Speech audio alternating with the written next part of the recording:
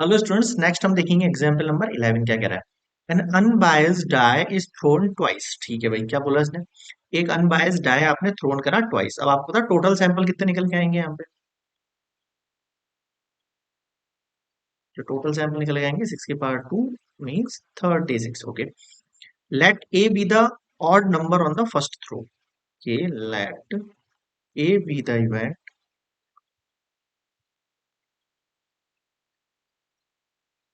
Odd number on the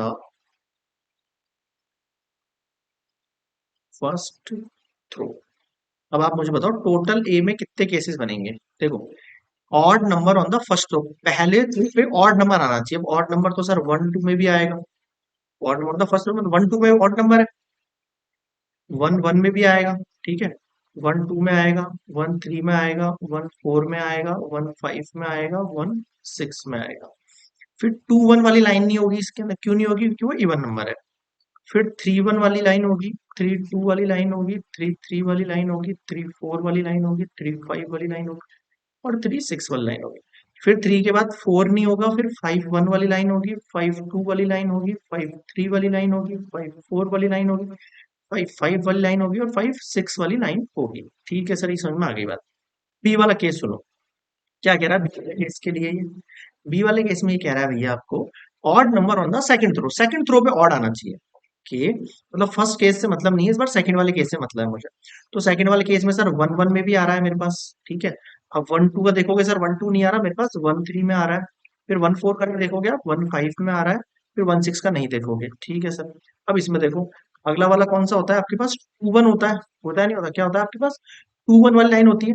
तो 2 1 selected होगा, 2 2 नहीं होगा, फिर 2 3 सेलेक्टेड होगा, 2 4 नहीं होगा, 2 5 सेलेक्टेड होगा, 2 6 नहीं होगा। ठीक है, फिर 3 1 वाली लाइन शुरू होती है। तो 3 1 होगा, फिर 3 3 होगा, फिर 3 5 होगा। डेट्स इट, मतलब तीन तीन केस हो रहे हैं सबके ना। फिर 3 के बाद फिर 4 1 होगा, फिर 4 3 होगा, फिर 4 5 होगा। Got it? फिर 5 1 होगा, फिर 5 3 होगा, फिर 5 5 होगा। ओके, फिर 6 1 होगा, फिर 6 3 होगा और 6 5 होगा। ठीक है सर, ये बात समझ में आ गई। अब आप इसके केसेस गिनोगे तो 1 2 3 4 5 6, टोटल 18 केस है। और यहाँ गिनोगे 3 3 6 6 12, यहाँ पर भी 18 केस है। यानी प्रोबेबिलिटी ऑफ, एक सेकंड मैंने इसको बी नेम दिया, प्रोबेबिलिटी ऑफ ए कितना निकल गया आपके पास? 18/36। ठीक है, 1/2 हो गया। प्रोबेबिलिटी ऑफ बी वाले केस देखोगे तो कितना हो गया? 18/36, 1/2। ठीक है सर, अब मुझे इंटरसेक्शन, क्योंकि मुझे इंडिपेंडेंट प्रूफ करना है। इंडिपेंडेंट की आप कंडीशन जानते हो अच्छे से। तो मैं क्या कर रहा हूँ, ए इंटरसेक्शन बी वाली कंडीशन लिख रहा हूँ। ठीक है, तो कौन कौन से कॉमन वाले केस हैं? तो कॉमन आपको दिख रहा है सर 1 1 वाला केस है मेरे पास। फिर मेरे पास 1 3 वाला केस है, दिख रहा है आपको यहाँ। फिर मेरे पास 1 5 वाला केस है, ये भी दिख रहा है आपको।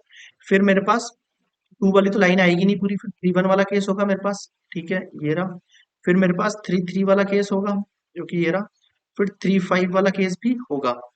फिर मेरे पास 3 6 नहीं होगा, फिर मेरे पास सीधे 5 वाली लाइन में चल जाऊंगा मैं। फिर मेरे पास 5 1 भी होगा, फिर मेरे पास 5 3 भी होगा, फिर मेरे पास 5 5 भी होगा। ठीक है, अभी केसेस उठा लो, 1 1 1 3 1 5,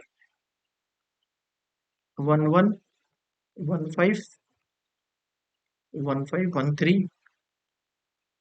ठीक है, और 3 1 3 3 3 1 3 3 3 5 5 1 5 3 5 1 5 3 5 5। ठीक है, ये केस हो गया। अगर इसकी प्रोबेबिलिटी मांगू मैं आपसे ए इंटरसेक्शन बी की, आप क्या करोगे? 1 2 3 3 3 9, 9/6। ठीक है सर, 1/4। अब प्रोबेबिलिटी क्या होती है इंडिपेंडेंट की? ए इंटरसेक्शन बी जो है वो पी ए डॉट पी भी आ जाना चाहिए साहब। तो ये 1/4 है, इसकी प्रोबेबिलिटी अभी देखो पीछे निकाली, 1/2 1/2।